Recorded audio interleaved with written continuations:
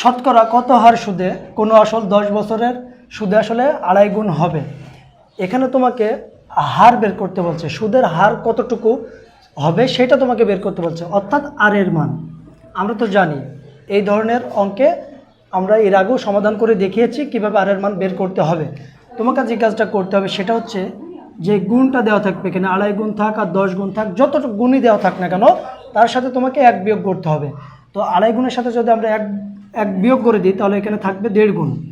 আর এখানে তুমি ডিভাইডেড করবা, মানে ভাগ দিবা, যত বছরের কথা বলবে 10 বছর আছে তার মানে তুমি ভাগ দিবা 10 বছর, আর এর সাথে গুণ করবা 100%। এখন তুমি কাটাকাটি করো, এখানকার শূন্য আর এখানকার শূন্য কাটে, এখন 1.5-এর সাথে 10 গুণ করলে হয় হচ্ছে 15, তাহলে 15%, অর্থাৎ শতকরা 15% হার সুদে কোনো আসল 10 বছরে সুদে আসলে 2.5 গুণ হবে। আশা করছি তোমরা এই ধরনের অঙ্ক যদি পরীক্ষায় পাও সমাধান করতে পারবে ইনশাল্লাহ। আসসালামু আলাইকুম, দেখা হবে পরবর্তী কোনো ভিডিওতে।